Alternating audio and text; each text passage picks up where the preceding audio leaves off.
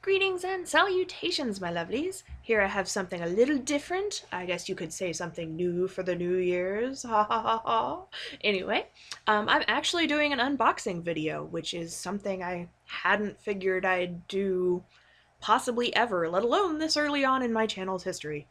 But while I was still working at Michael's, we happened to get in this Spectrum I can't talk,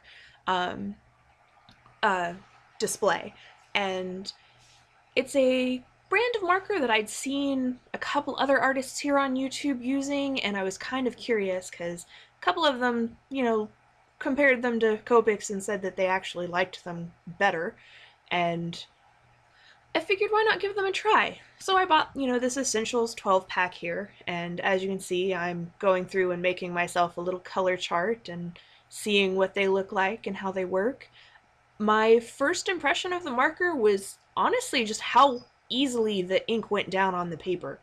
As much as I love Copics, sometimes, especially if they're starting to get a little dry or, even the slightest bit dry, sometimes it feels like you're really working to put the ink on the page, whereas these ones just flowed. It was beautiful, it was smooth, I really enjoyed it, and I'm not necessarily going to say that I ended up liking them better than Copics.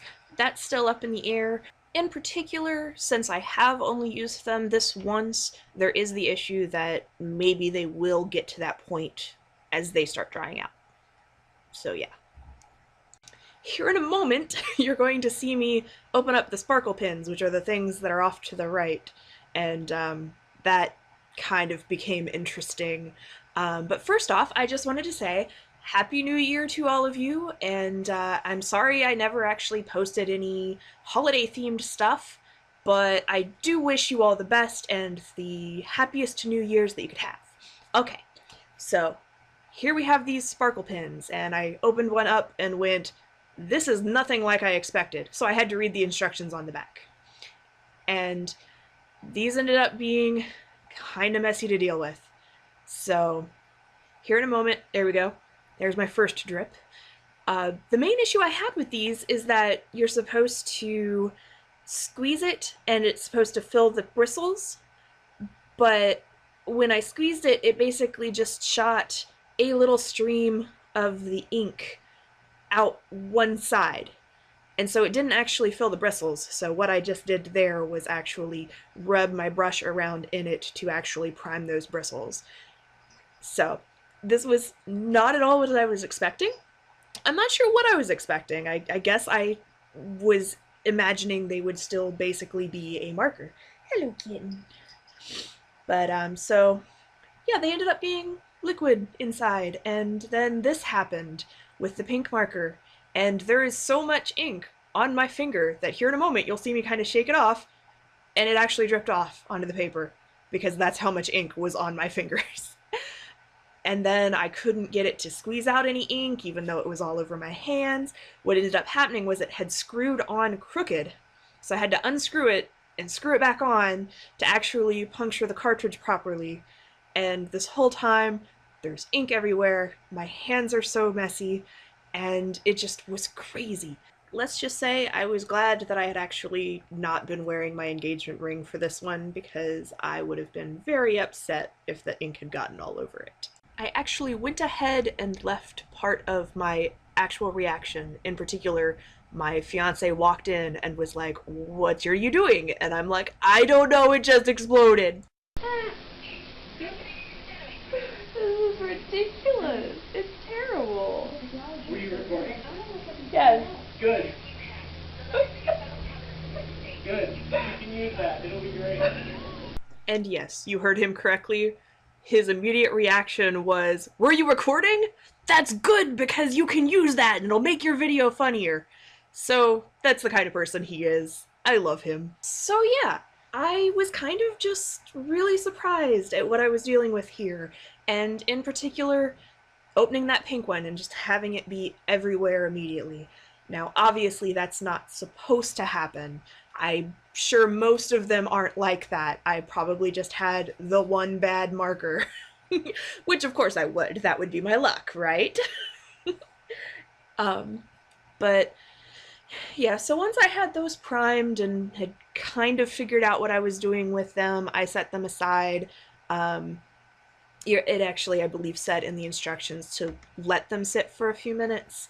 Now what to do with this workspace that has now had shiny, dribbly droplets all over it, because there's a lot of glitter in those things. So I decided that I was just going to get a new paper. Now I get to actually start telling you about the art itself. And yes, I just clapped there, and that didn't record well, and I don't know why I just did that. I decided, since I was trying out something new, that I wanted to do something pretty simple. I wasn't going to focus on making sure that it was just perfect. That's kind of not what the point of this was. It was to use the markers, see how the colors looked, get a feel for how they worked, that sort of thing. And for some reason, what came to mind was the idea of this chubby mermaid chick. You know, she just got a little bit of meat on her bones. It's awesome. And so I just started sketching that out, and I ended up inking it. Instead of using multi-liners like I normally do, I actually used the bullet nib. Oh, I didn't talk about the nibs. These markers, which are the Illustrator markers specifically by Spectrum Noir, instead of having either a brush or bullet nib and a chisel tip, they actually don't have a chisel. It's brush on one end, bullet on the other. And so I thought that was pretty interesting, because you don't normally see that. Usually it's one or the other and a chisel. But I hardly ever use the chisels anyway, so I think it'll be interesting to try to use these ones and actually go in with the bullet nibs to get finer detailing. But as you can see now, I have started this inking process. It was a bit different. Because I was using the marker instead of a fine liner, the lines are a lot thicker and bulkier than I was expecting, or than I usually have to work with. And I don't know, probably not something I will do often, if ever again. Just didn't really like the feel of it. It was kind of clunky. So here in a moment, I'm going to go ahead and start coloring.